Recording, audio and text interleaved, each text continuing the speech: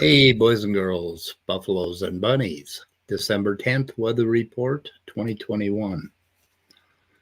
And I got nothing. Well, maybe I got a little bit. Not sure. Got a little bit of stuff today.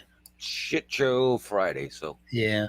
So I did a little thing, David, when you weren't around on carbon chemistry, which I was kind of excited about. And I did a crappy job as usual, but well, it was very interesting, and it once again kind of inspired me about the regularity of things. How you see the pattern with carbon molecules and things like that, why they fill up the way they do. Yep. Yeah, and eventually life makes more sense to you, and certainly evolution is going to make more sense to you the more you learn that. But again, I call it structural organic chemistry, which is like if you talk to some chemists, they will go on and on about orbitals and acids and bases and all the reactions and stuff like that. And that isn't particularly helpful for somebody who doesn't want to be a chemist. Okay. And I've had disagreements with one gentleman in particular that used to come on his channel all the time about, whether or not that's the right approach. And what I've found, like for molecular biology and things like that, the most important thing has been just to know how those structures work and to know a few simple rules. And that's pretty much all you need in order to understand the complexities of it all. So, but let's see. Like a few simple rules for brewing up ethanol? Well, I was telling you about the Legos, right? You got those little Lego boxes. And those are important. So they're like squishy Legos. Yep. Yeah. I don't know why OBS is being such an asshole to me, but it really is. Guys out there, we've had some technical woes going on in the background. We're going to depend on our people to make it a good show for us today, since it's a shit show Friday anyway. So you're going to have to help us out by providing some content, raising some questions, making some points. Well, there's one thing. Let's see. But if I play that, then I can't play it because I almost got this thing working. It's clipping part of the screen. Thanks, Peter. OBS sucks. OBS has some real issues. Yeah. I don't know. I mean, I know way back, like obviously Peter's been, a big advocate of that, but also, else was his Math Pig. I think, I don't know, Math Pig, I think has been, is really knows OBS very well. And I know that it's going back. I mean, Crisis going back 8 months ago, maybe even longer, that he's was really good at it. And lots of people were just starting out, just getting their channels going. I guess it was OBS fairly new, or most people weren't using it. So he taught, hooked up with a lot of different channels, different people that did content, and helped them out to learn to use it. And, I mean, I guess it has a lot more shit you can do with it compared to just StreamYard, right? I guess. Yeah. It's having a real issue right now. I'm not sure what exactly is going on. But anyway, there's Germania talked to Bread of Life last night. Yeah. And I missed a lot of that. I only caught most of the end of it. So I wanted to go back and listen to the beginning because I missed the first. Yeah, I just At least the first hour, maybe even longer, maybe the first hour and a half. I missed. Yeah, it was a longer conversation than I recalled it or expected it to be. Yeah. So was it any good with any good stuff in it? Well, oh yeah. Yeah, I know you had mentioned something, Top Dog. So yeah. I just got the OBS thing. Just for a second, it's probably because the aspect ratios change, different windows, and then it changes on OBS. That's why it goes off screen. Are you talking about the? You're talking about an application window, right? So it's an application window, and no matter how I adjust it, it's got a black region that clips on the bottom. So it's clipping part of my screen no matter how I resize the app window. It's clipping part of it. I have no idea why it's doing that. Yeah, I remember Rage was doing, like, starting out with that. He was way back. Like I said, MathPig was helping him out. And I think he was complaining about the same thing. It was clipping on the right. And then I messed with I shut it off, turned it back on, and then it started clipping on the bottom. So it shows black on the bottom when the screen is definitely big enough to show the whole screen. It's just not redrawing the entire screen for some reason. Somehow between I don't know if I had that problem yet. Somehow between PowerPoint and OBS, something's getting lost in translation as to what size the screen really is, which is or what portion of the screen they should be refreshing. But anyway, there was just one little. So I haven't listened to it. This is 4 hours long. Oh my God. Yeah, well, they opened the room up. They opened the room up. Like, okay, I don't know. They went, if you go all the way down, I think Germania and Rebecca talked for a good well over 2 hours, an hour and a half, or just under 2 hours, somewhere in there. And then they opened the room up, and Leo went at Rebecca and was really did some heavy, brought up some pretty heavy questions for Rebecca to respond to. And then Immutable was in there going at her pretty good. Some pretty heavy questions during that part. So there was some stuff right after Gur's conversation ended. There was some pretty heavy little, guess you'd call it a little debating or heavy discussions with those guys. And then it just turned into an all-out shit show. And there was a lot of people in the room. It ended up, and everybody wanted to throw their 2 cents in, and they were trying to coordinate it, and give it. Gur was trying to let everybody have a chance, because of course Rebecca was the only one, right? She was the only Christian in there, with a whole bunch of hyenas trying to get at her. So it was pretty funny. Yeah, Vesta has a really good solution here for my OBS problems. I love lions eating Christians. It's one of my favorite things. I always look for that on Netflix. Hey, take a look at the link that Dessel shared with us. Yep, it's got a pretty impressive title. Meeting Organizer Copernicus, or what the fuck is this shit? Just look at the article. I didn't say look at the link. Don't read the link. What the hell is this shit? Oh, I see. Abiotic RNA formation in natural nanoconfinements of water, overcoming the water paradox via a nanofluidic bridge between geochemistry and biochemistry. So I've been watching a series of videos by an organization, I think called PCS, Prebiotic, or no, it's something else. But we'll find those later. They're really good, and I don't know if Dessel's seen them or not, but he certainly should see them. So I will link that paper in the chat. But first of all, okay, this is a part I thought was interesting, and I haven't listened to much more than 40 minutes of it. Whoops. No sound. Yeah, that's a fact. The prayers, those will be punished most severely. So those who are religious and using their religion to steal from people and to make people poor, those are the people that Jesus says are going to be punished most severely. So, that's well, yeah, and I know it does say that, but my question is, if the punishment is death, then how can there be various different degrees of death? Yeah, well, the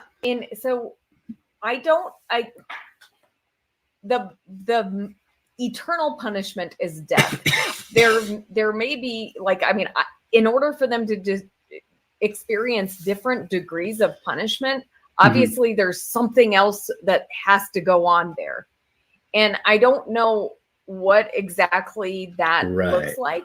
I mean, it could be just the incredible shame that you feel when you're faced with what you've actually done. And I mean, that may be the punishment. I don't know. Well, like, Jesus doesn't really describe what the punishment is going to be, except in one place he says, those who know what they're supposed to do and don't do it will be beaten with more lashes or something like that. You know what I mean? Yes. So, like. So anyway, he identified a little contradiction in what she was saying. And she seems a little giddy about having punishment towards other people. Yeah. I like that, how she was like, oh, I don't really know how it would be, different degrees, and it's like, you know, like basically she's saying, I don't really know. And it's, to me, it's like, just, Rebecca, just make it up. Just make shit up, because that's what every other Christian does. Well, she studied the scriptures. She said, you know, from one end to the other, looking for clues about this hell and death and what happens, you know, in the afterlife and all that stuff. Yeah. And she came up with this, but then he caught her on a contradiction. You know, that like Hitler's going to get more punishment than somebody else or something, something on that order. Yeah. Or the maybe it's like a you'll get put in different ovens. You know, like one of them will be 1,000 degrees, another one will be 2,000 degrees, and Hitler will How do you get put in an oven after you're dead, though? If you're just a well, you know, a lot of Christian preachers will say, well, death isn't what we think of, which is like totally being non-existent. It's, you know, your soul going on and having a non-corporeal existence. And it's that non-corporeal existence that is getting the punishment and feeling the feels and stuff. But, you know, that's a stretch. That's really, you need to have a material mind, or I mean, a material brain to have a mind. Like a computer has to have a material thing. There are ways to explain it. There are ideas that they have that are just quite ad hoc and speculative. So that's what they do. Yeah, I mean, they're just, you know, right? They're imaginary places. You know, heaven is just, to me, an imaginary thing that they come up with, and hell is the same thing. So they just try to figure these places out that are imaginary. You just use your imagination and make shit up, and you know, no problem. Fear mongering, or I want to sing that song from Willy Wonka now about pure imagination. Yeah. Yeah, I mean, but like you said, I mean, they do search for clues or answers in the Bible, but, you know, like you said, it's all an interpretation of the Bible. So, yeah, it's just, I don't know how these people,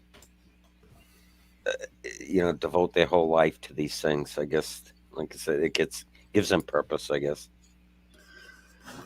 That's what they claim. That's what they claim, right? Purpose and meaning. Control the public.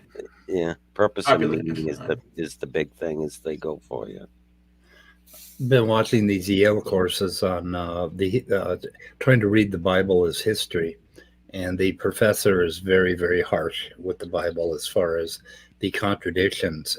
Every time you try to figure out the timeline for Jesus or Paul or any other character, and you go from one gospel to the other in the New Testament, it doesn't make any sense. And yet there are people that, as he put it, they toil over this for years and years, and they come up with some sort of an apologetic for how it all works together, right?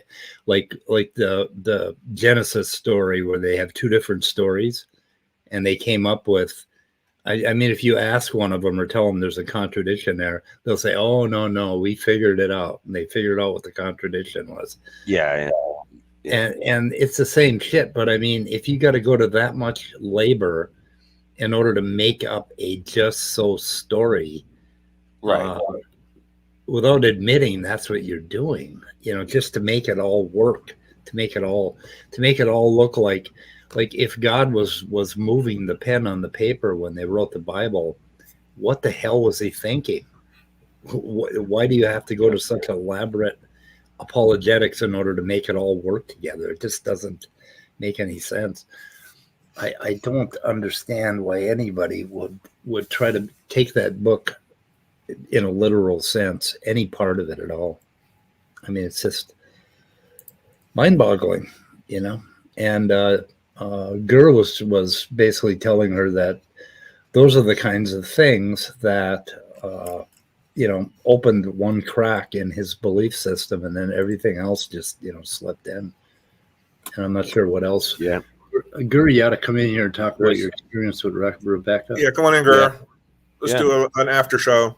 Come here, Gurr. Come here. I dare you. I dare you to come here. He's too girly, man. He's too girly. Yeah. He's too girl. Too girl to come in. It's grumpy too. He's a girly man. Yeah. He's too girl. StreamYard. I was going to talk about fatty acids today, but I want my PowerPoint to work right. So if I can't do a presentation, I'm gonna what? Wooly Ignorant was talking about the circles of hell and stuff, but there's another circle of hell that only people in the South can probably give us clues to where it is. There's heaven and there's hell, and according to Dante, there's the 9 circles of hell. But what is tarnation? Because instead of what in hell or what the hell, they'll say what in tarnation. So where is tarnation, and where does it fit into God's punishment? Mississippi? Maybe. You want to try putting them in? We're about to shoot it in the head. So shoot the head now. Good running into you. Anyway, midnight. How you doing? Hello. Oh my God, that sounds pretty. It's like the spirit of Eeyore has taken over midnight. Well, for one thing, I'm tired, and and I'm breathing in disgusting, smoke or whatever the fuck you want to call it. So yeah, I'm not really happy right now. First link, then click this one. No, I'm going to click the second one first, Dessel. Fuck you. I'm clicking the second one. I mean, Gurr never came in? No, he didn't. Gurr, why aren't you coming in, man? We put out a link just for you. Nobody else can access it. Gospel Fictions paperback. Oh my goodness. And then the second one is The Power of the Parable. We got 2 links. 2 books. Power of the Parable, How Fiction by Jesus Became Fiction About Jesus. Interesting. We haven't. Are those the 2 links that you're complaining about, Dessel? The power of stories. How speed fooled an entire YouTube community. What? I don't know. I don't know. I'm fucking tired. Sorry. Yeah. We'll give you a pass on that one there. That was a joke, Speed. I know. And it's okay. And, it's okay, Midnight. I'm patting your head with my mouse cursor. Yeah. It's okay. Yep. So he's busy at the moment, but I'll join later. There may be no later, Gurr. Who knows? That's right, if there Gurr. could be a later. Well, I mean, he's doing a stream today, so. Is he? Yeah. Oh, he's doing one of his live shit shows tonight. Oh, you know it, baby. I'm gonna have to pass on moral grounds, I think. What do you think? I mean, they're your morals. Yeah, they are. Yep, and I got quite a few of them. I don't know where I got them. You could throw them. You could throw them away if you want to, but I don't recommend it. Yeah. What a piece of shit. Hey, GER's pretty nice. What are you talking about? Huh? Oh yeah. What are you calling GER a piece of shit? No, it was something else. That's all. Something else is a piece of shit. Me? Huh? I don't know. It's not always about you. Yes, it is. Nope, it ain't. I am the center of the universe. Yeah. You know, I learned a concept today called the vulnerable narcissist. Is that what you're calling me? I was wondering if you think of yourself that way. The world revolves around you, yet maybe you feel vulnerable. Not really. Okay, well, I'm wrong. I'm gonna have to study up a little more. Yeah. Yeah, the vulnerable narcissist. That's an interesting thing. Midnight, I have turned over a new leaf. I am not going to tease you or make fun of you or anything like that because apparently I suck at it. Everybody else, take a look at the chat here. Vista, take a look at that one. Hang on. Everybody else does it, but when I do make jokes like that, I don't know. I seem to get myself in trouble for some reason. Hang on a sec. God damn it. I really don't understand that, but hang on. I really don't seem to do anything any worse than that. Even just that one comment right there. I need to get back. I need to get into the chat. Okay. So well, yeah, I've given up. Apparently, I either suck damn. at it or I don't know. Or your delivery style is kind of dry like mine. Yeah, kind of suck. Yeah. Speed found the dingleberry. Lol. Are we still on topic? Like what comment am I looking at? Can you highlight that, Speed? Maybe. I can't do anything. Which one are you looking at? Dingleberry? Vesta's comment. Is it way up there? No, it's only up a little bit. Does Midnight lose himself in a blizzard with white out conditions? See what I mean? Like, have I done anything worse than that? I don't think so. I mean, look. Okay, look. You didn't, you never told me to go kill myself for getting a tan. Okay, right? Exactly. I mean, I've teased you a little bit, but that was only in like in fun and love and whatever. Like, what? Well, hold on. You don't get the tan. Like, you don't get the tan one. No, I don't get that one. Yeah. Speed, are you serious? Die from that. I don't think that's that bad. I mean, like, okay, would you die immediately like a vampire? That's not. Oh, wow. Okay, would you get cancer? Is that what? Yes, albinos are highly susceptible to skin cancer. Well, this is why this is why we literally can't go out in the sun, at least for long. But I'm Irish. I would get skin cancer too. So I don't know if then you're an albino. Welcome to the club. I don't think making a joke about that is the worst thing I've ever heard. I don't know. I don't know. I don't get it. I'm sorry. I'm not very sensitive. Except my skin, pretty sensitive. But whatever. I don't get it. I'm sorry. Son of a bitch.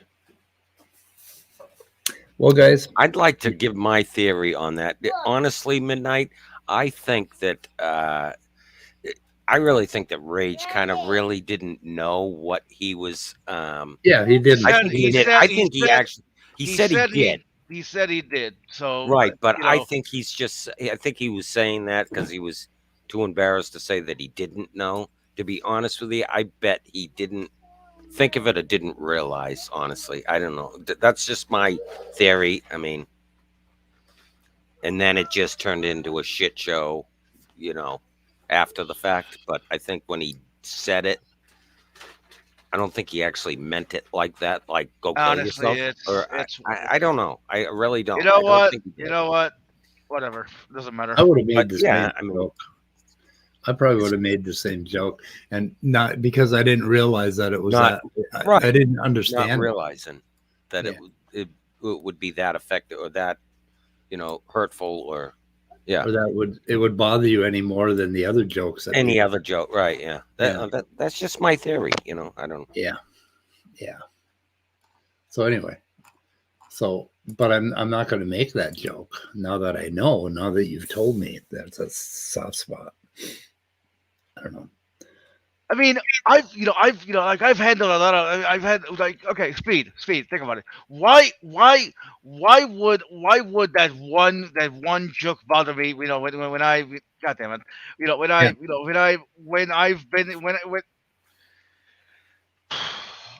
why would that one joke bother me when Nicola has made worse albino jokes than anybody on the panel? Right. Yeah. Why?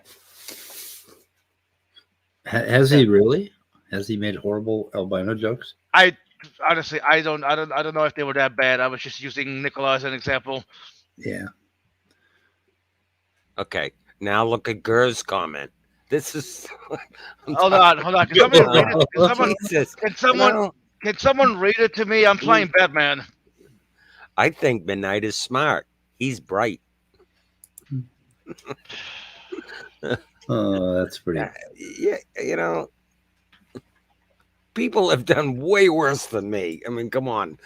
But I am officially stopped Midnight. I am not saying a thing.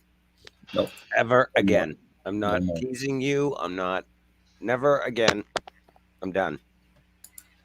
Because my jokes suck, apparently. I don't know. Yeah. And they were only jokes. Absolutely. I didn't mean anything. Like just one. Never anything hurtful. Just ever. just one thing. All right, just one of those. Just that one. God damn it! I keep fucking dying. I really need to buy an Xbox controller. But I hate using the keyboard and mouse. But just one thing, okay? Just one of the jokes bothered me, and people were like, "Well, it's not a big deal." Well, okay. Well, what if I make a fucked up joke about you that you guys don't like, and you tell me to stop? Do I continue to do it? Well, I guess I get offended by old person jokes, even though I'll invite them and I'll do it myself. Yeah. But, after a while, you get a little sick of it. You just get sick of the same old fucking shit. Because I mean, I think the only two times that I've experienced anything even remotely close to classism is when I was young and I was poor. And now that I'm older, shit, I'm still poor. I mean, it's really fucking bad. Like I'll go to the grocery store and the guy, I got like 20 bags of cat litter and I've got maybe a quart of milk. He'll say, "Oh, do you want some help with that?" And I always look at him and I say, "Are you calling me old? You calling me? Yeah. What is wrong with you?" And I just embarrass the fuck out of him. I just call him out on it. It's like, fuck you, kid. You can't carry my own fucking bag. I really resent knock jokes because they discriminate against people who can't make a fist, and it just really pisses me off. Oh yeah, they do. Very ableist. Yep, it is. I don't know. Anyway. Whoa. Yeah, there's definitely a lot of teasing going on. Yeah, no knock jokes, guys. Really, no knock jokes. And there's a lot of it on this channel, so people just gotta get over it. Yeah, for sure. Yeah, I guess we got to get over it. Yeah, definitely. Yep. Because you push it out a lot. Yeah, I do. This is both witty and sweet. Midnight is so brilliant that you have to wear shades when you're near him. Yes. There you go. That is kind of nice. I'm going to go grab a cup of coffee. You guys handle this shit while I'm gone. It'll be only 30 seconds. That's all. What did I say? And I guess that counts as a knock joke too. Well, guys, let's just get really quiet and put ourselves on mute so that people are just staring at dead air. Well, I guess they're staring at avatars of people creating dead air. Yeah. Is that what you do? Like do you create dead air, or is dead air dead by default?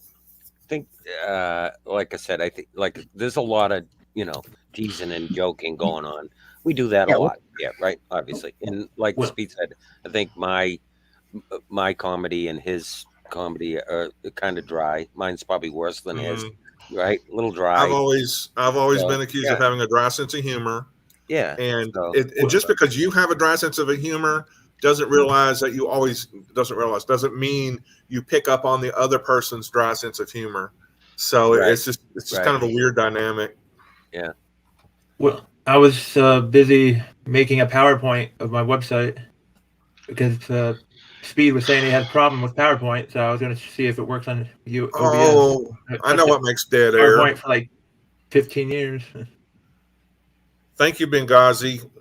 He's reminding us of the words of praise I am, that I am. Helicopters kill the air. Yep. Okay. Now we know about dead air. Killing molecules all the time. Yeah. Oh. And also, I was trying to make a forum post about fatty acids. So I was doing multiple things while listening to you guys. A forum about fatty acids? Yep. No. Because I don't have one yet. Ox just put in there Joe, and I didn't, for some reason, just that it sparked memory of like Joel, right? I miss Joel. I wish he was still around. Like, I loved, like. Oh, he is a trip, isn't he? Oh, he is. He really is. I miss. He was on Richard Manson's for a while. Like he shows up on Richard Manson a while. On his channel. Yes. I don't know if I'm familiar with that channel. How about putting a link? You got a link? Someone else can do it. I'm a little busy. Looky there. It's Lisa for Truth. What's the name of the channel? Richard Richard Madison's channel? Manson, whatever. Yes. Oh, okay. I have that. Never mind. I don't need that. So I thought Speed. You're kind of roboting. Roboting horrible. Yeah. I even got a microphone. Okay, how's that? Can you hear me? Yeah, now you're a little better. Yeah. Still going in and out. Okay.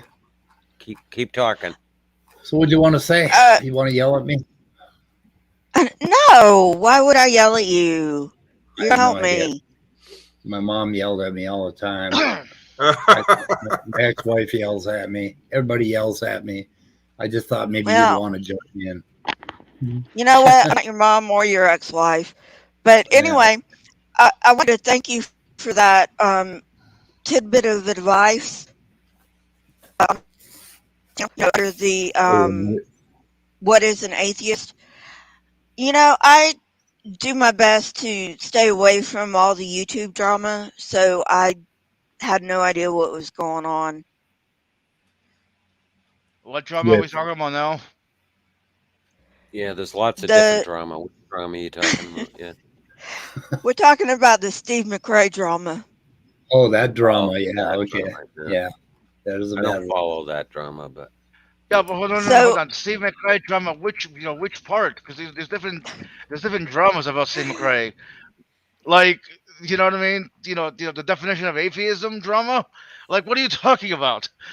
You know what I mean? There's sub dramas. Midnight, you'll have to see my you'll have to watch my What is an Atheist stream. I have his I have where he's talking on like underneath, because I know some people don't like him, so I'm like, why don't I just put the timestamps there, so if they don't like him, they don't have to listen to him. So anyway, but yeah, but like I said, I try to stay far away from the YouTube drama, so I didn't know.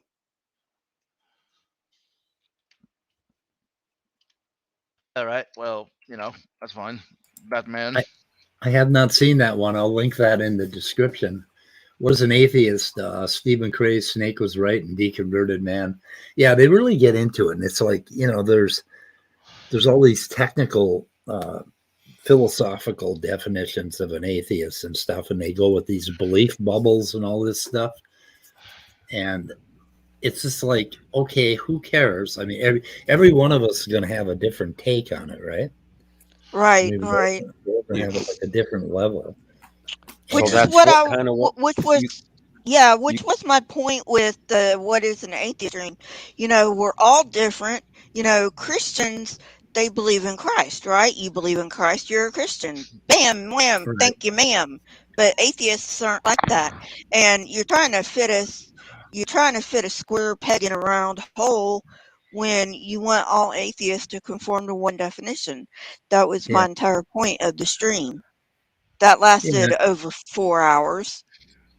Yeah, And, I caught like, the very end of that, Lisa, and I didn't have the time to go back to listen to it. I came in right at the very end. Yeah.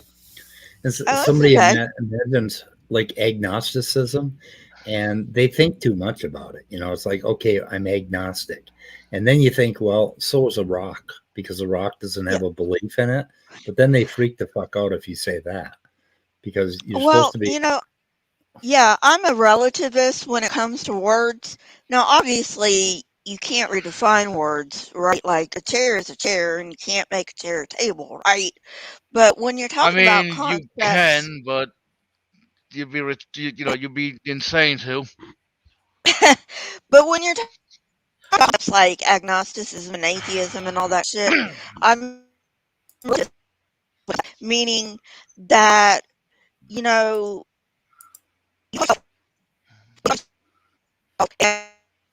You're really roboting again. Yeah, I mean, really, really bad. really, really roboting, not just a little bit.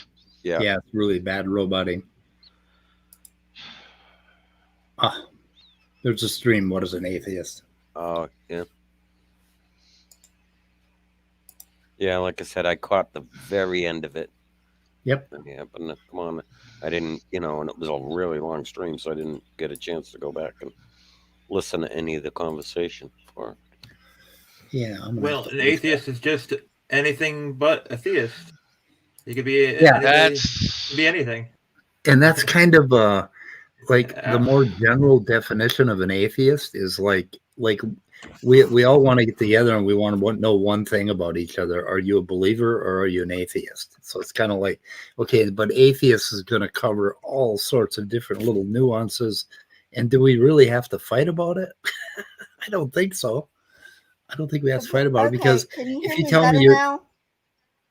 Yeah. Okay, guys, I got to go. I got a grandbaby to babysit, so I'll see y'all later. Bye there, Oh, Scott. cool. Have fun. All right. I didn't know. All right, have a great weekend. That's cool. Have a great time. Oh, I am on my not own. using my headset. StreamYards does not like my headset for some reason. Yeah. Sounds I can use better it now. everything else but StreamYards. I'm having all kinds of issues, technical issues myself today, which really. Yeah. If you do have the time speed, put a link in maybe in your description if you can of Gur's talk with Bread of Life. He was asking. Oh yeah. To do that. Yep, I will. It's one of the things that I played a little bit of, so that I'm obligated. So I'm putting Lisa's in right now. Yep. Oh, let's see here. So anyway, I just want to come in and say thank you. And like I said, I know that not everybody likes Steve McRae, and I also try to stay away from all the YouTube drama, not just a little bit of it, but every single part of it. So, I didn't even know, So, anyway, I'm gonna go. I just wanted to thank you again, Speed, for that advice. For what? Oh, okay. Gotcha. You're welcome. Yeah. Okay, see you guys later. Okay, bye. See ya. Thanks. Bye. we're whittling down, and what the hell? Yeah, jeez. Put the link out again, and probably nobody will come Oh, in. Leo will come in and fight about it. Yeah. Leo Anytime you bring up Steve being had, it's Steve more McRae, right? If you mention Steve McRae, yeah, that's and you know, people that insist on using the language in a consistent normative manner, fuck them. yeah. Language is like a paintbrush, like watercolors. You know, you throw it on, you play with it, you do nuances. The main thing is that you want to communicate something, right?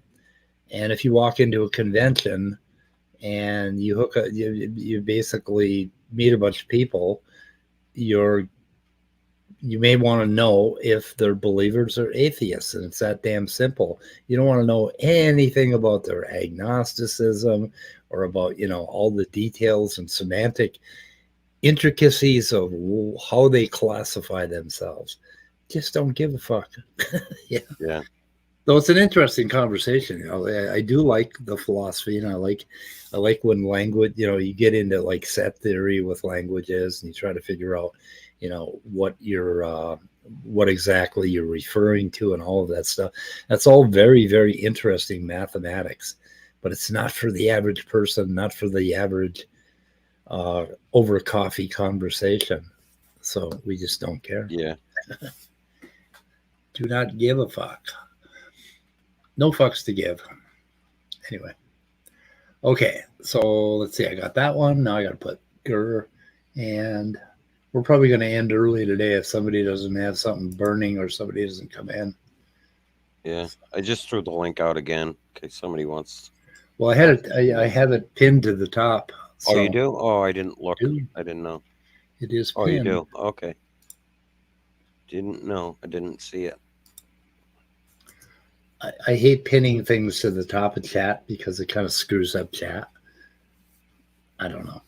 It's kind of weird. Yeah. Kind of weird. Yeah, that whole, I mean, don't you think a big part of like this whole agnostic and atheist stuff, I mean, the theists love for it to be turned on to an atheist and saying that the atheist is claiming that God does not exist and that they have to prove that, right? And yeah, obviously you cannot prove it. Like everybody knows. So what's the point of even, right? I mean, yeah, and it was that whole angle from new atheists like Matt Dillahunty, right? That okay, we do not have the burden of proof. We simply don't believe. Imagine I am like a child. I've never heard of this concept. You have to prove it to me. You have to give me some reason to believe in it, right? So the Christians went nuts, and they did. That really pissed them off because they wanted us to prove that God couldn't exist, right? Right, exactly. So then it's like a win for them if they can't prove it, right? That's what they're looking for. And then Steve McRae enters the picture, and he just fucking turned it in. It's like the Christians basically threw this thing back at us because it pissed them off, right? And then they threw it at Steve McRae or threw it into a pile of rabid atheists who just tore it to shreds and started and instead of tearing that to shreds, they started tearing each other to shreds, which is just exactly the desired response, right? Right. It's like, don't fall for this stuff. Like, take it easy. I mean, it isn't too hard to figure out agnosticism and you know, and I think people that make a case that rocks don't believe in Jesus is also have a case, you know. But God, you throw that at Steve McRae and he'll just have a fucking hemorrhage. Yeah. For some people, anyway. Right. And what's Darth Dawkins's?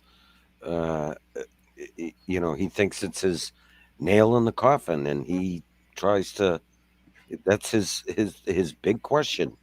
And how does God not exist? You know, tell me how God doesn't exist, and then he's asked you to prove it with, you know, with certainty, like, you know. Yeah. Okay. Which is just stupid.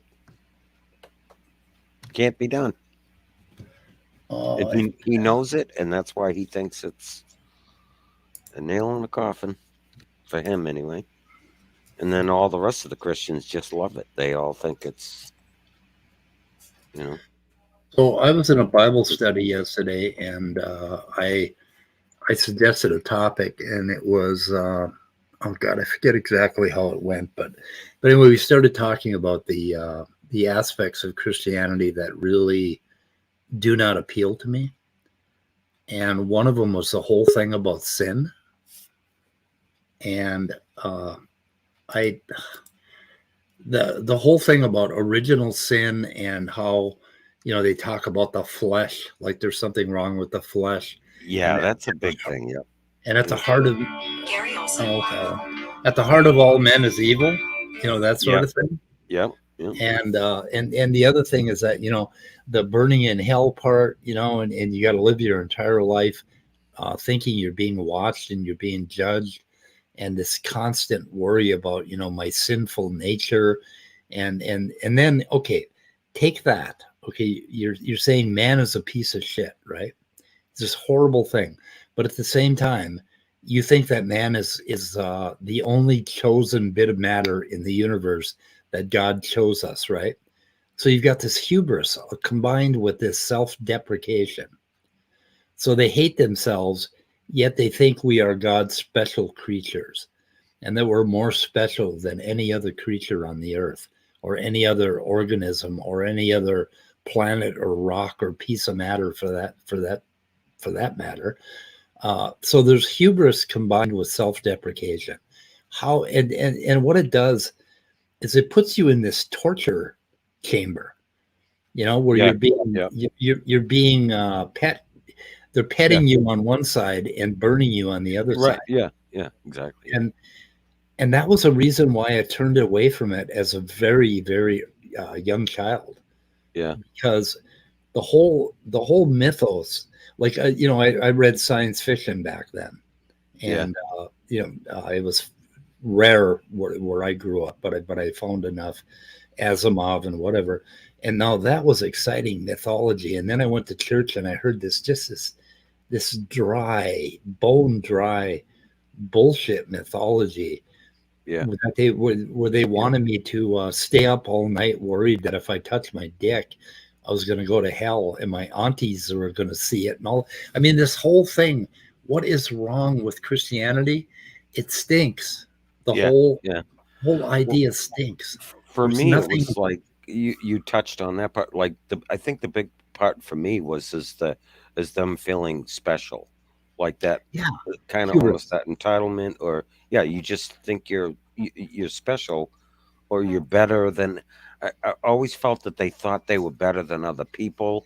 Exactly. That always really, really rubbed me bad. And it's like, you're not special. You're not better than me. You're not better than anybody else. You're just a person. And that's what rubbed me, and I could never believe it. Look how that translates. Okay, so everybody, every other person on earth is a sinner, and they're rotten, and their flesh is rotten, and all they want to think about is sex and horrible perversion, and yet then on the other side, oh, but God wants you to be his chosen little lambs, and if you behave exactly like God wants you to, if you cross over from the mass of humanity onto my little island where I am perfect, where I am guilt-free, where I am like a Christian, and I believe in the God in the right way, and if you cross over, you can be like me. The whole setup is basically a machine to help us be judgmental of our fellow men, to be judgmental of others, because you can't possibly cling to that morality without judging others, right? Right. And yet, right in the book, there's a bunch of bullshit about how we shouldn't be judging. Oh no, God should be judging. But if you know what God's requirements are, then you're fucking judging, right? Right. And that's they're judging is because they think they know how God wants you to behave. So that puts them in the position, as much as they would deny it, of being judgmental of other men. And that whole the whole game of Christianity, and I call it a game in a very harsh sense of the word game, the Ellen Watts sense, Drace. The whole game is like this horrible evil combined with this, great good. And there's this tension that you put yourself in the middle of this life or death game. Well, worse than life or death. What's worse than life or death? Heaven versus burning in a lake of fire. I mean, it's the ultimate fucking game, is what it is. And they try to get you to believe that that it's an actual reality, not a game, and live your life that way. And there's nothing good about it that I can. Yeah. Like I said, I always felt that with like any high religious people, it's just that, that feeling, or that they're better than, they're perfect, or they're entitled, or they're better than you. And that always just dripped off of highly religious people for me. And it just made me uncomfortable at a very, very young age. I just always felt that way, and at a very young age. And so I never took to any, I've been an atheist my whole life. Never. Yeah, that's the way our never a believer. Yep. Our super religious neighbors, they were constantly talking about all the other neighbors like they were the devil themselves. Yeah. Because they showed, like, my family showed alcoholism. It was publicly viewed, and we were somehow just this disgusting slime. Didn't go to church every Sunday, all of that stuff. Well, look at all the YouTube theists that we deal with, right? And that's how they are. I mean, they hate us, right? We are. I mean, a lot of them call us the enemy, right? We are the enemy. Yeah. You hear that a lot. It's almost like they're jealous that we're free. But anytime you pin them down on that, they say, "Oh no, I don't hate you. Oh no," they always deny that. No, so. Yeah. Well, Dur's in the house. Well, listen, I had to come in here because this stream needs some entertainment value. Yeah, and I am a certified fresh streamer. I have an expertise in streaming. Well, I've got pure knowledge, hatred from pure hatred, David. From the best source that you cannot philosophize at all. Your philosophy is just absolute garbage. Yeah. And you're okay. I know Dr. J. What is it? I think it's like Dr. Pepper. I forget. Maybe Dr. Yeah, maybe that's it. I forget. Dr. Somebody. This doctor fella. If he actually does have a doctorate, do we really know? Yeah. I mean, call me skeptical. Yeah. But this doctor fellow, he came into the stream last night in the side chat when me and Rebecca were talking. Yeah. Just to leave one little insult, and then he left. Never saw another comment from him. I was like, that person. Yeah. That mother blinking person. Yeah. Well, I think he's a pretty smart fella, and he's really okay, that's funny, Paul. That's funny. Gerg got his ass handed to him by Rebecca in last night's debate. Wasn't even a debate, but no, I was actually he just hammered you. Your philosophy is just in the toilet now. Yeah. Well, I've been thinking about. Never mind. Never mind. Well, let's talk about it, actually, Gerg, because unfortunately I came in, I missed a huge part of it, and I wasn't able to go back and watch the first, I missed at least the first hour and a half, maybe even the first hour and 45 minutes. So a huge part of your conversation I missed. So was there anything really good? Any juicy stuff to talk about? Well, the main thing that stuck out to me is Rebecca is a Christian who does not believe in eternal punishment. She believes that that basically sinners will be annihilated. They will no longer be conscious it's an eternity of never coming back to life, never being conscious again. Just Me. Just dead, right? And I told her, I was like, well, I actually, I'm there with you. Yeah, because as far as I can tell, when I die, that's it for me. Right. That's what it's going to be. Exactly what she's describing. Yes. So apparently you're going to hell. But here's what I didn't understand is she does say, or she says in the stream, that there's various degrees of punishment. Yeah, did you see where I played that clip? I caught some of that, yes. And yes, because when she said that, I thought, wait a second. She just said, sinners will no longer be conscious; they'll be annihilated. So how can you say that while at the same time saying that there's various levels of degrees of punishment? Right. And you asked her, and she couldn't really answer. Yeah, she didn't have an answer. Yeah, and that's nothing against her not having an answer, but I do think she needs to consider that view a little bit more. Right. But yeah, but I do appreciate her view far more than people who think, when the sinner dies, he gets roasted for all eternity. Like, I appreciate her view way more than ETC, eternal, or ECT, eternal conscious torment over annihilationism. Right. It was one thing that did confuse me though, is she says that she does not subscribe to soul sleep, but what she described sounded like soul sleep, because when you die, when a atheist dies, he's no longer conscious. Then he gets resurrected at the end of days for the white throne judgment, and then the judgment is passed down, and then they're annihilated. So in a way, that is at least partially the soul sleep. Yeah, I'm pretty sure that's what soul sleep. Well, I think that the difference is that soul sleep, I think, would ascribe that to everybody, regardless of whether they believed or not. And then nobody is resurrected to be judged until the judgment day. Like, that doesn't happen right when you die. That happens when God decides and he resurrects.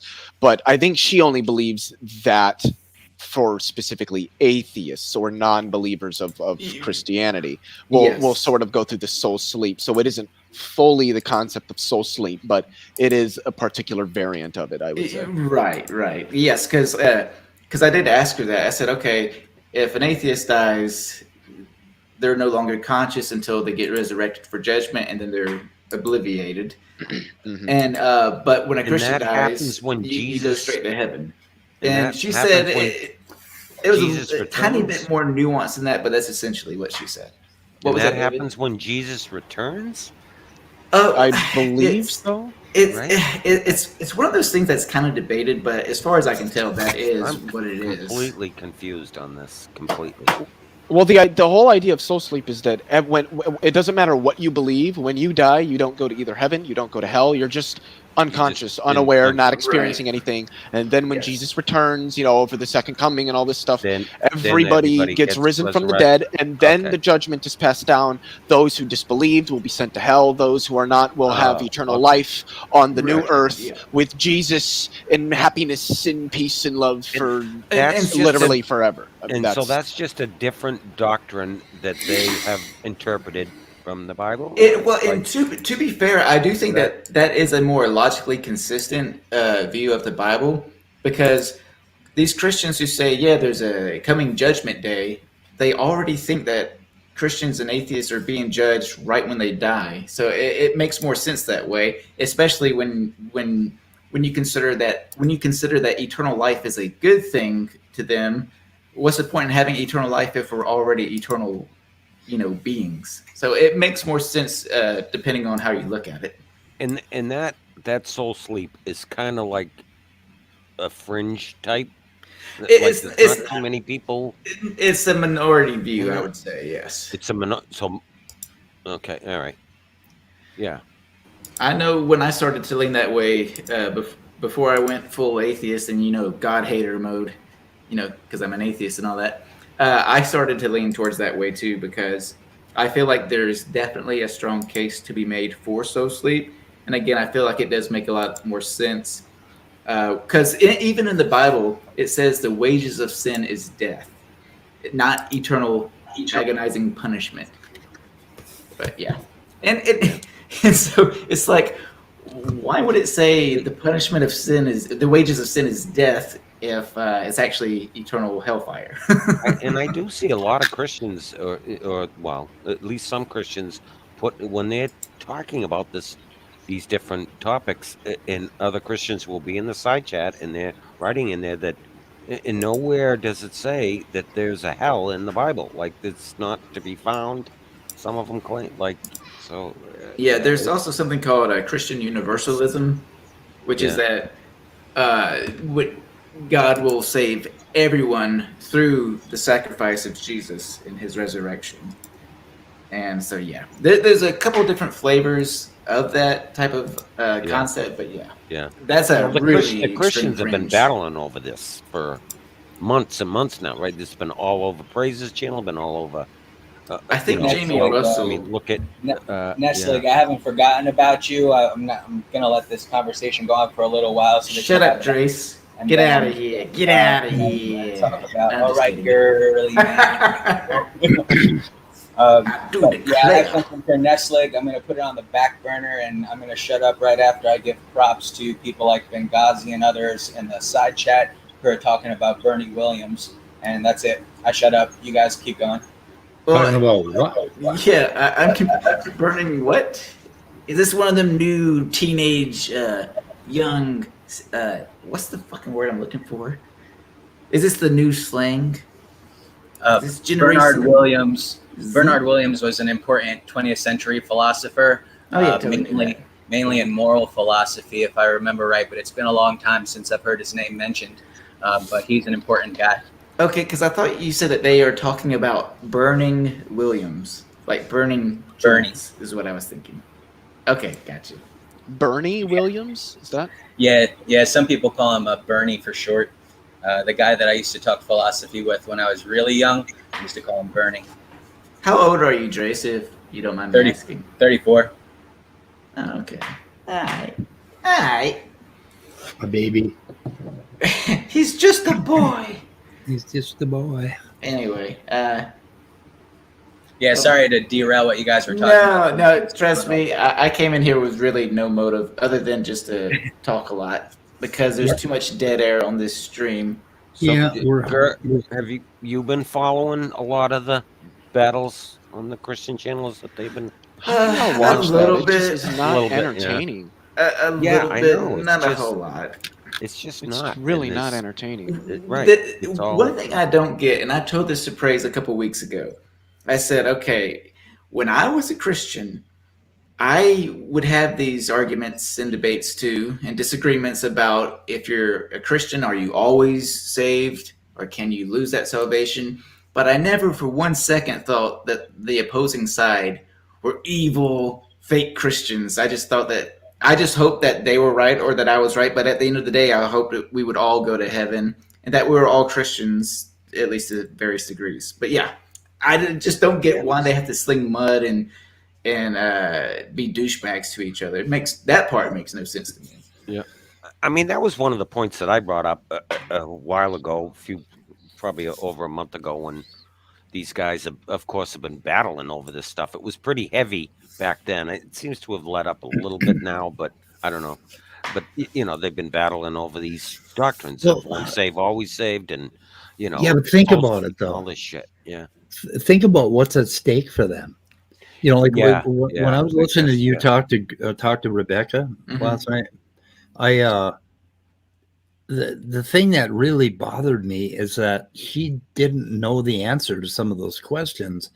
And if you don't know the answer to some of those questions, who didn't know the answer to some of what questions? Rebecca, about whether or not what it means to be more punished if you're a worse kind of sinner, right? Yeah, I have to be honest. Those kinds of theological discussions just bore me. But here's the thing. It's funny because those I fancy those way more than I just can't do it. They're so boring. I just don't care what of the millions of interpretations are out there about fucking hell. I don't care.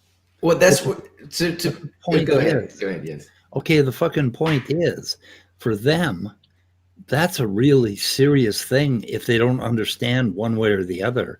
Mm-hmm. I mean, they have high stakes, right? We don't give a shit. we're just going to die. But for like Rebecca to, make a mistake about the burning in hell thing, that could be really serious from her belief point of view. And I could see all they have to do is believe in Jesus, and that's all they need to be saved. Yeah, but they disagree with that. I could see being a Christian and thinking to myself, okay, this person is saying that there's no eternal punishment. She's going to lead others astray because they're not going to take it serious now that eternal damnation is not on the line. And if she's wrong, she's going to have the blood of all these people that she's going to deconvert. So I agree with you, Speed. There's definitely, according to them, their stakes are way higher than obviously us non-believers. And so you have to be generous when they have these wild disagreements. I mean, they are talking about serious shit for them. So I mean, I couldn't imagine them not having those conversations, even though from our point of view, it's kind of hilarious. Right? No, I agree, 100%. The point that I wanted to bring up before I was rudely interrupted. Was a point that I brought up was like they sit here and fight over all these different doctrines, and I don't know if I brought it up. I think I actually jumped on Smokey's channel. This was a while back, and then I got demonized by Speed, so that was a bad thing. So I never did that again. But you listened to your father. Yeah, I did. I'm just kidding. But anyway, I think I jumped on, and the point that I was making is, can you imagine how much stronger the Christians would be if they could just get rid of all that crap and really figure something out together, figure something out, come together and be more in, brothers in Christ or whatever you want to call it, right? Yeah. I mean, just imagine the strength that they would have if that all went away and they could just come to one doctrine, and they didn't have those fights. I actually have a short video about that very thing, because Jesus, of all people, he prayed that all of his followers would be of one mind. They would be unity. There'd be unity among them. And you would think that if there is a God and Jesus is the son of this God, if anybody's prayer would come to fruition, it would be his. and that has not been the case. And I'm not talking about just a couple Christian YouTubers. I'm talking about, I think there's like over 100 different variations of Pentecostals, Baptists, and then under Catholicism, you've got a bunch of different categories, Orthodox and all this stuff. Yeah. So his prayer did not happen at all. Yeah, like that Emery Mornazzi. He's going on and on about the Baptist Church and stuff, and Sal Cordoba's having that big fight with McLean Bible, and it's like, God, I mean, it's gone to court. They're actually going to court, suing each other and like all kinds of shit. And it's like, it's gotten serious. If you gave them weapons, and you let them control weapons, they'd be shooting each other. Yeah, they would. Well, this changes the topic a little bit, but as far as my conversation with Rebecca, when it came to the evolution stuff, one thing that I told her in so many words is, listen, I am not an expert in any of these fields when it comes to biology. I'm as good as dead, cosmology, all that stuff. So I defer to the experts. And I told her, so what you're saying is, despite these countless thousands, if not millions of people living currently and those that lived before us, who all concluded the same conclusion that evolution is a thing that is happening and will always happen, you're saying that they're all wrong and you're right, even though they know what they're talking about and you and I do not. Right. Yeah. Right. I was trying to be my point. Nice in how I conveyed that, but it's just right. Rebecca has been really hammered pretty hard the past 3-4 weeks or whatever. I mean, she's had conversation with you. She's had big conversation with Sygart. She's had several conversations on here with lots of people. Leo, you kind of hammered her pretty good the other night. She's been hammered with evolution, quite a bit. You would think. You wonder if any of it has sunk in. We had Erica on here that had that conversation with her, right? she's been hammered pretty hard. You wonder if any of it. Yeah, it's. Can I say? Oh, I'm sorry. Yeah, go ahead, Leo. So last night, this is I don't, and it's not like I hate it, but because I don't mind, stepping back and listening and stuff like that. But one of the things that I would say, I guess, to at least some degree, even if small, can get a little frustrating about like rooms last night is, I think that when it comes to evolution and creationism and things like that with some of these people, too many people are trying to focus too much on the specifics of the empiric. And ultimately, you're not going to be able to develop a solid understanding of evolutionary theory by just looking at all of the individual little empirical aspects of it. You've got to consider those in a broader framework to see the patterns. And I think that with a lot of these people, their minds, it's hard for them to wrap their minds. I'm not saying that creationists are all stupid, because I think that there's people that probably largely accept evolution that would still suffer from this issue. That it's hard to really wrap their minds around all of that. And when you're predisposed against it, all that's going to do is reinforce when somebody tries to get you to wrap your mind about it and tries to connect all these little pieces together for you, and it's all confusing and it makes no sense and you can't understand it, is ultimately just going to reinforce their dislike of it. So what I was trying to do last night was approach it from more of an epistemological perspective.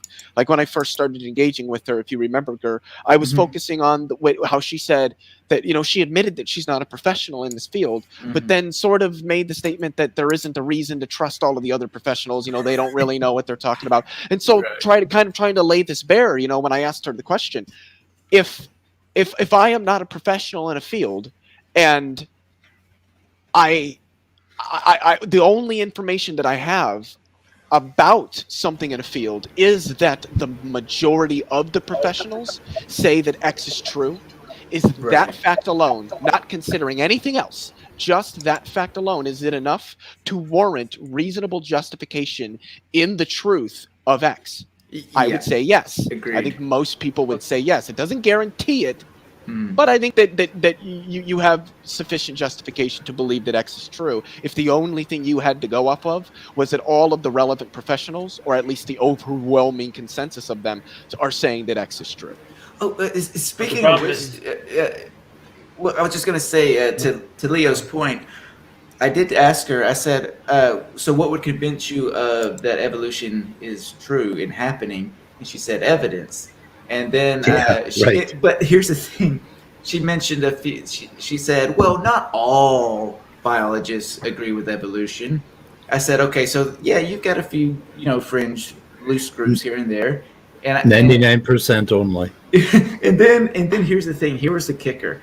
She said, I asked her, I said, okay, let me just see if I follow this right. I said, so do you think that the ones who are against evolution have brought evidence against evolution? She said, yeah. I said, don't you find it funny that you find 1 out of 10 people that you agree with, and you agree with them, but you discount the 9 other people? And because to me that just shows confirmation bias, and this is not an attack on her or her character. Absolutely, that's where she gets all her information. She's that's how all of them that work. she wants to learn. Right, they go to Answers in Genesis. They'll go to they'll go and talk to Sal. They go on on Tangelo. Like that's where she goes. She gets all her anything, and she's looking for. She made it glaringly obvious when she talked to Sal. She had Sal on her channel twice, and if you listen to that, and Sal would go on and on and on, and trying to explain, most abiogenesis or whatever he's talking about, and he would go on for quite a while, and then he would stop and say, do you have any questions? Or she would go to speak up, and then he would interrupt her, and they say, oh, I'm sorry, do you have any questions? And she was always looking for anything to refute, any little tidbit to refute evolution. That's all she was looking for. She wasn't looking to understand it more, right? The evidence that they have seems to be that they're pointing out these one-off problems with things. It would be like if you found this pond, and this pond was bubbling, and you said, oh, this is evidence that the theory of geology is all wrong. that the theory of geology doesn't work because we don't know what causes this pond to boil, right? And then of course scientists would go out and figure out, okay, there's a fucking fissure, there's a crack, we know why it's boiling, and they'd say, oh, well, let's move on to the next thing. The next thing that we don't know how it works, and they'd say, oh, that's evidence for the theory not working. And they don't really, and there isn't one thing that they've come up with other than, oh my God, it's so complicated. We have so many questions about how it might have evolved. Therefore, evolution is false. That's it. What evidence do they actually have against evolution? There is zero evidence against evolution. That we can't get any new organs, can't develop new organs, or something like that. Let's keep on bringing up. Yeah, we don't know how something happened is not evidence. That's not evidence at all. She has no evidence. If there was any evidence against evolution, the theory would have been abandoned. What's funny is even though me and her talked for well over 2 hours, just one-on-one, there's still many questions I have for her. There were moral issues and a couple other topics, some related to science, some to theology, some to philosophy that I never even got a chance to get to. I thought about anytime she would, not every time, but there were sometimes she would give me an answer, and I would think, okay, there's a couple different questions relating to very different topics that stem from what you just said. Which one do I go with? Yeah. Rebecca's just like, she's just like on Tangelo, right? Same thing, just looking for anything to refute, any little tidbit, any little discrepancy, or any within science and then she just thinks that is evidence in her favor. And on Tangelo is the same way. Anything, if you can't answer a question, then that's evidence for my side. I will say this: she is so much better to talk to. Like, I enjoyed talking to her far more. Oh yeah, she's a really good, nice person. She at least no tries question. to make her own points and discuss ideas. All Tangelo does is it's just reading quotes from people, and there's not quote mining. There's not much substance to it. But I've found a question that has really been stumping these intelligent design proponents, because I always what I'll do is I'll say, and this is what I did a couple weeks ago on this stream with Rebecca, is I'll be like, look, I can grant, sure, it's all irreducibly complex in DNA, is this information bearing code and all this. I grant all that. In virtue of what does any of that infer intelligent, intentional design? Yeah. And it's usually their evidence is just a reiteration of the claim that, it's irreducibly complex. This stuff is so complex, it's ordered and it's structured and it's functional. Okay, but in virtue of what does any of that infer intelligent, intentional design? And they can't really bridge that gap. So I just ask, well, why should I believe that those things infer intelligent design when it doesn't seem that you can provide an argument connecting the two? Why we should expect, what grounds the expectation of intelligent design in things like complexity, structure, order, and function. Everybody needs to see yesterday's Aaron Rawls video about rebutting evolution. Oh yeah, I was gonna look at that. I haven't had a chance. Can I just say I love his name, Aaron Raw. I wonder if he's getting raw from I think it's the ancient Hebrew word "raw" that means evil. No, because that would be kick-ass. That's not where he gets it from. Oh, it's not? I believe his name is a play off of, I think it's an Egyptian god, Amun-Ra. Oh, okay. And because Aaron, A-R-O-N, was, it wasn't his first name growing up, but I think it was like a middle name or something.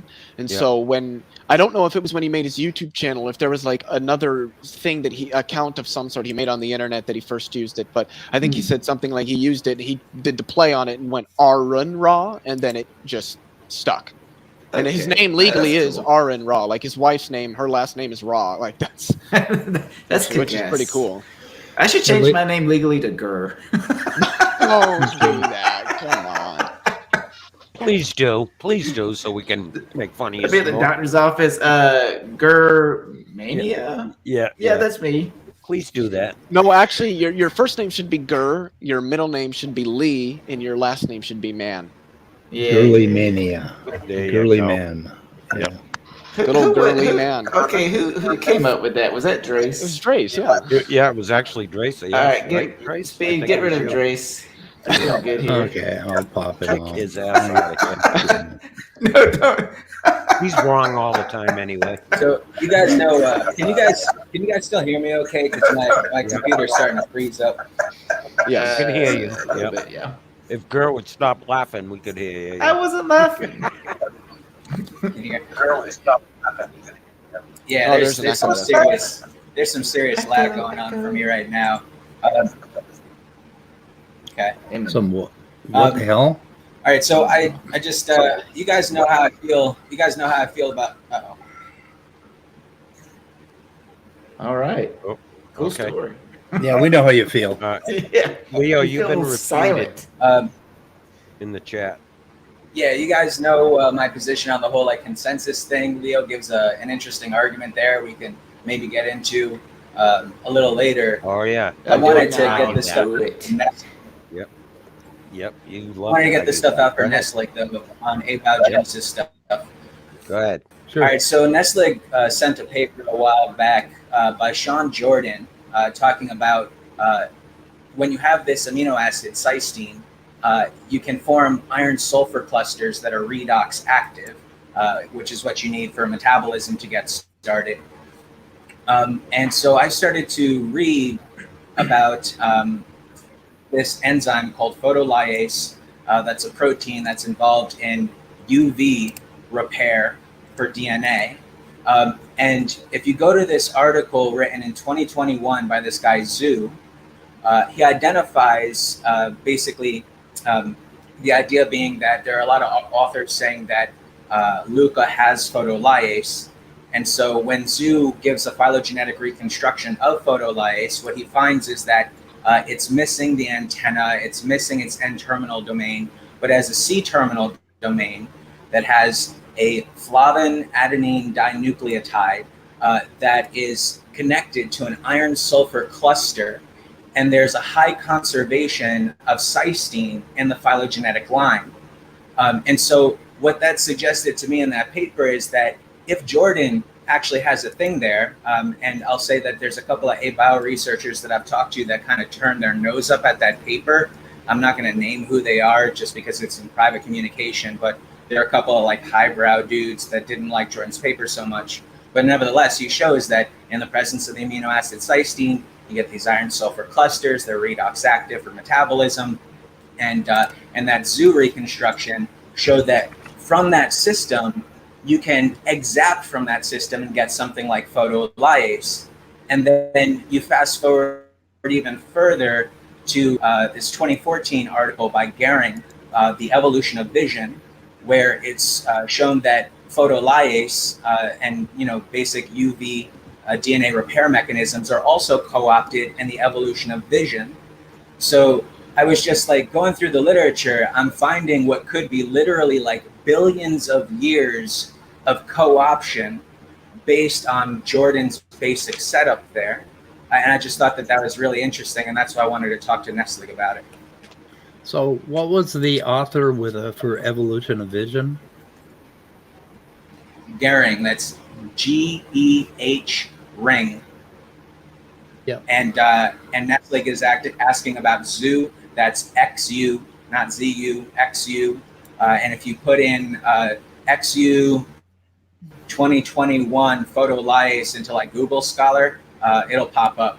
He was commenting on an earlier paper where they did a phylogenetic reconstruction of the 6,4 photolyases. You have two principal ones, one that deals with damage in the form of cyclobutane pyrimidine dimers, and the other one that repairs for 6,4 photoproducts.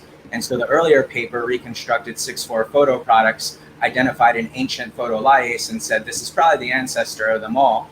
But Zhu commented and said, no, I don't think that makes sense because the 6,4 photoproducts only account for like 30% of the damage. So you're literally suggesting that 70% of the damage at the beginning wasn't being selected for. So it's probably the cyclobutane pyrimidine dimers that are ancient. And so when he did his phylogenetic reconstruction of that, this is what he found. They're lacking the actual photolyase antenna. They're lacking the N-terminal group, but they still have the C-terminal group, which has a flavin adenine dinucleotide connected to an iron-sulfur cluster. And the reason why the FAD is important is because you have what's called flavin-based electron bifurcation, which is how metabolism works, where it couples favorable and unfavorable reactions in order to basically make complicated things that wouldn't normally happen. And so you literally, like, if that's a thing that Jordan has going on there, that could literally account for like billions of fucking years worth of evolution. And that's like the beginning of it, starting with metabolism and respiratory function, going on to UV DNA repair, and then onto the evolution of vision. So what is Zoo's paper named? 2021? I can't remember the title off the top of my head. That's why I was saying, if you go to Google Scholar and you type in his name and 2021 and Photolyases, it should pop up. If you don't find it, I'll go hunting for it. I got a shit ton of tabs open right now. And so I didn't want my computer to freeze up. Did you say Photolyases? Yeah, Photolyases. That's photo and then Lyase. All right, guys, I'm going to take off. I got a shower. Okay, identification of a novel class of Photolyases as possible ancestors and their family. That one. Okay, I'm on my back computer. For some reason, StreamYard does not like my headset. Oh, you this sound is good. Better. Yeah, you're better. You sound good. Yeah. Yeah. My back computer doesn't have those. My headset. So. Did you say bat like in flying rodent computer? Bat computer? No, back. BAC. Oh, okay. I thought you had a bat computer. I thought that's pretty badass. I wish. Yeah. And Peter wanted you to highlight. Leo's gone, but Peter was asking for you to highlight his comment to Leo, but it's already gone. He's gone. I think he was trying to straighten Leo out with Aaron's wife's last name. I assume Leo saw that because I said, "Oh, you've been refuted." I told him in the. I do want to say one last thing, which is. Can I ask you something? Sure. Why do the yuckers insistently bring up this argument about fine tuning? The universe is not fine tuned. Like, for real, get off it already. Yeah. But they think it is. That's why they bring it up. Yep. That's just another argument that they like to and use. where else would you find a group of hominids questioning the tuning of the universe except in a fine-tuned universe? Yeah. I mean, we wouldn't be here if it weren't so, at least, I mean, if we couldn't survive, we wouldn't be here. We wouldn't be talking about it. So what the fuck? It's just sort of such a non-starter. Yeah, I mean, it's the sentient puddle argument. Yeah. Come on. The puddle argument is they hate the puddle argument. They think they've refuted that. That is that's exactly what it is. Can you do me a favor? Nestlig is asking if this is the paper, and he's posting a link. Like I said, he's right. He's right. Okay. All right, yeah, because I just can't. I don't want to open anything right now because this computer is totally going to freeze. Hey, I just want to point out that the Aaron Raw video and all the papers you guys have mentioned are in the description. So. Cool. I want to throw one last thing out there, which is that if Nestlig is interested in that reconstruction, there's a bunch of evidence that you can get cysteine under the hydrothermal conditions that Nestlig and I like. There is this researcher. I'll pull the articles and send them to Nestlig in an email. Where he shows that through a kind of what he calls thiol world, with thiol chemistry being expected at hydrothermal vents, you get cysteine. And that can also be shown for arginine, which is really important in terms of binding for RNA replication. And so you get those two really important amino acids at the hydrothermal vents. So if Nestle's interested in that whole idea of cysteine, iron-sulfur clusters, giving grounds for the workings of a metabolism, and then being serially exapted over time for these different functions, and wants some grounding for that in terms of the plausibility of having cysteine there to do this work, there's a bunch of stuff that I can send him for that. And that's it. Oh, by the way, look at private chat. Okay, one sec.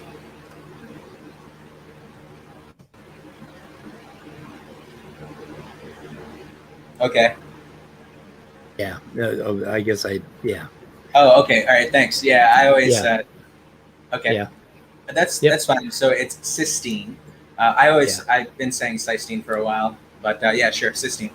I know. I started, like, I grew up just reading stuff, and I had so many things pronounced wrong, and they stuck in my brain.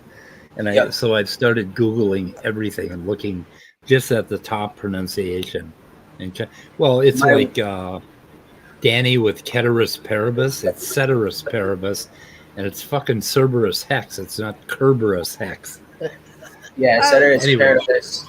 And my worst one. Sorry, go ahead, Lisa. Speaking of mispronunciation, do you know about Nephilim Free? I don't know much about him, but I'll watch Erica's channel. Oh, don't. It's like he calls Australopithecus Australopithecines. And I'm like, yeah. Dude, you can't even get the fucking name right. You need to. There's a tissue type that he learned called mesenchymal, and he pronounces it meshimal, and he has some other pronunciation of it. And it's just hilarious when he tries to sound like he's brilliant, and he totally. I mean, he doesn't even like. You can understand it if somebody sounds something out wrong, like cysteine and cysteine, but mesenchymal is not meshimal. There's no fucking way. My worst one. My worst one is that I pronounced the name. I pronounced the name Nitschke for years, which is American slang. Like people do say Nietzsche, but the proper pronunciation that people hammer. Oh, he just. Yeah. Go Go ahead, Lisa. What?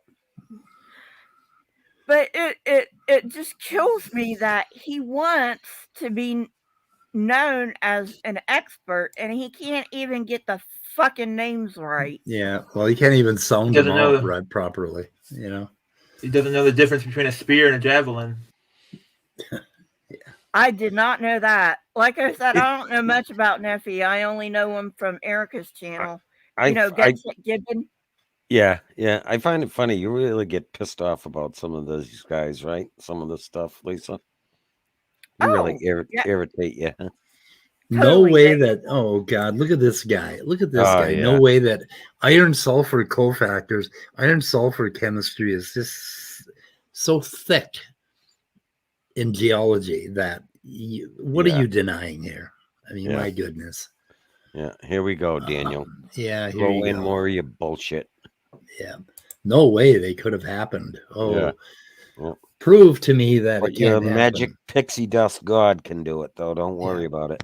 Prove it can't happen. Yeah. I just did my first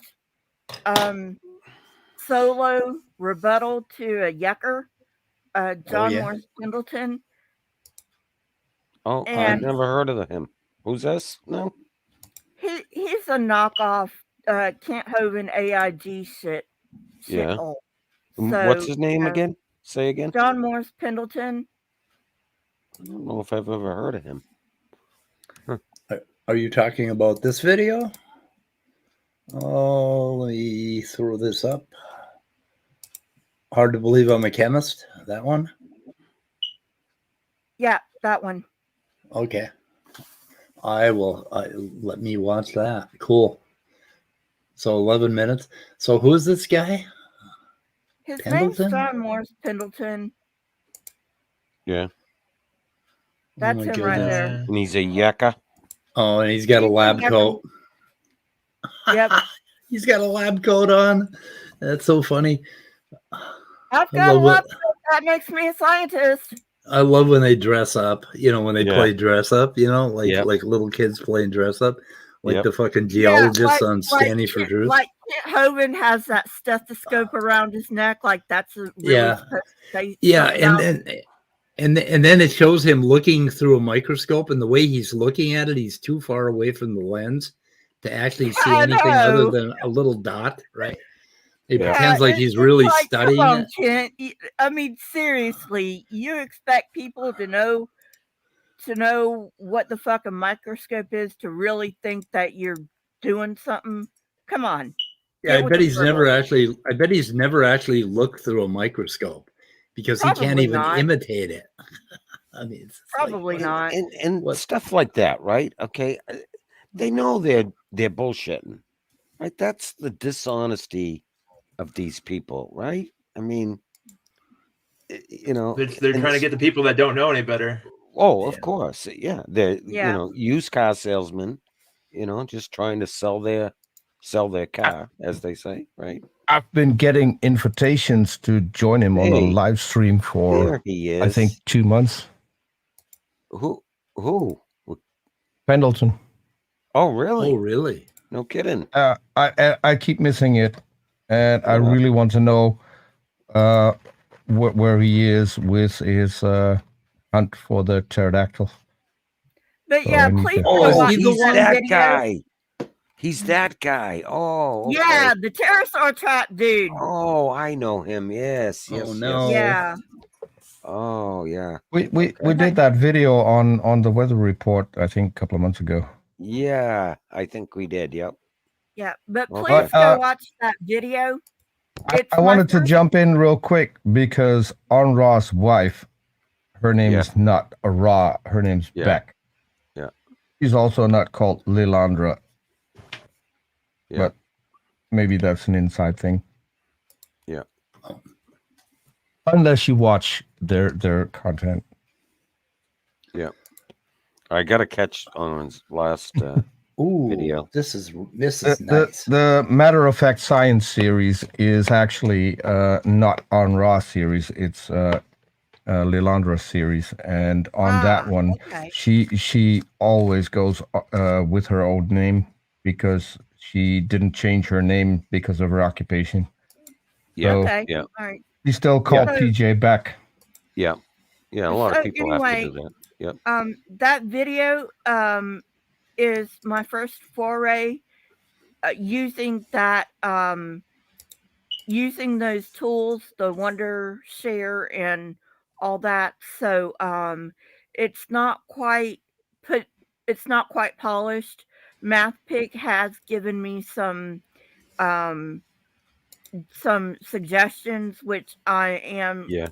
now putting into use because I'm making Yeah. a second video. But that's my first foray. So go watch it and Yeah. you know. We were actually talking about that earlier, right, Speed? I remember I mentioned that MathPig has helped out a lot of people with Yeah. stuff like that. Yeah. OBS really failed me today, Peter. Just horribly. Yeah, Horribly. well, see, you don't show up for your lessons. Yeah, but I'm not sure if you can solve this one. This was trying to show a PowerPoint application window, and it was Mhm. clipping part of the window, making it black. And there was just no way that it was getting it right. It got it right at first. Yeah. And then what I did is I moved away to another window and then came back, and it How had it did all you? fucked up. Yeah, see, how did you show that? How did I show it? Mm-hmm. I wasn't showing it. I was just looking at OBS. Yeah, So but I was wait, about you to said- show it on StreamYard. But yeah, but how? Oh, old people. So how did you put it in a scene in OBS? okay, Peter. Hmm? Peter, I write this kind of software. Okay. I'm just should know. asking, how did you Okay. put it in a scene in OBS? With an application. Yeah, I tried it earlier. I use an application window. An application window. Yeah, that's wrong. I just made a PowerPoint. Okay, what should I have used? An entire screen? The plugin. Yeah, that's what I had to do. Plugin? Yeah. For what? OBS. Okay, plugin for what into OBS? OBS plugin. What plugin are you talking about? What did you want to show? PowerPoint. Is there a PowerPoint plugin? Yes. Yeah, but I'm not sure if I want to use that because I don't want to show a PowerPoint presentation. I want to basically show part of the PowerPoint screen because I find the presentation the main screen sucks. Yeah. You want to yeah. And it was clipping. And then I had problems with the iPad. That's how you show PowerPoint in OBS because then you only show the main screen. You have the controls outside of OBS. Yeah. Yeah, I didn't want to do that. I wanted to use an application. Yeah, that doesn't work because then you're going to get graphic errors, i.e. black screens. Why? Because of the way PowerPoint works. So if you do share an application window, if you then pull up a sub menu, that also won't show. Right. Yeah. So same thing with PowerPoint. It won't show certain windows. And if you move it around, then you get even more errors. That's why you use the plugin. So you won't get errors. Okay, click on the plus icon. Yeah. I don't want to do that. I just tried it out myself. Yeah, but so I'm just curious. This is my first time. So how's my sound? Pretty good. Okay. Sound good. Yeah.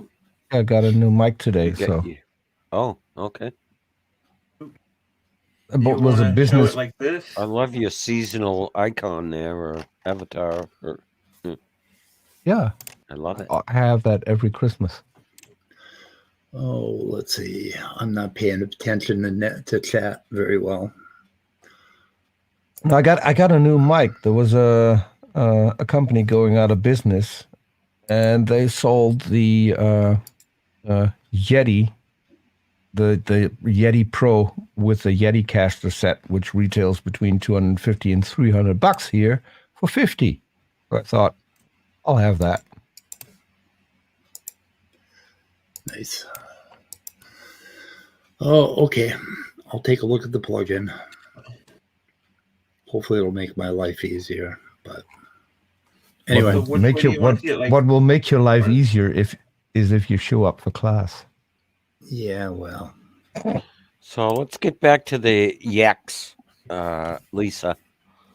Now, Lisa, you were a young Earth creationist at one time. Is that correct? Or you still around, Lisa? Oh, maybe Lisa stepped away. Lisa's muted. And we lost Dessel. Oh, Lisa's here, but she's muted. Yeah, I think she might have stepped away for a minute or something. Yeah, I'll ask her when she gets back, but I'm pretty sure she was young Earth, right? Didn't she say that at one time? I think so. No, like basically a creationist at one time. And I think she just, I don't know, at some point, I think her story was basically when she got into college, that it was just basically discovered that she had been lied to all these years. And I'm back. That was okay. Did you hear anything I was saying? I wanted to ask you, Lisa, you did say that you were a young Earth creationist at one time, right? Wasn't that? Yeah. So do you find it like, I mean, you talk very heavily against them. You get upset at their bullshit. Do you find, I mean, like being a person that came from that, I mean, you're obviously like a little more understanding because, right? Would that? Yeah, I understand where they're coming from. Right. But they still piss you off, right? Is that the what would that be like? Would that be more Well, because just they 'cause you lied to me. because they lie, right? Yeah, that's exactly what I was just about to say. Yes. That Yeah. pisses me off more than anything else. Yeah, yeah. Yeah, that's what I thought. Yeah. Makes sense too. I mean, yeah, people just don't like to be lied to, obviously. So Right. get you. Yeah. Yeah. Yeah, that's a big part of like you know, I mean, I consider myself an anti-theist. I mean, there's just so much bad in it. Everywhere you turn. You know, the dishonesty, the lying, you know, just so much. You can just go on and on and on. But I'm curious, Lisa, where did you get the video from?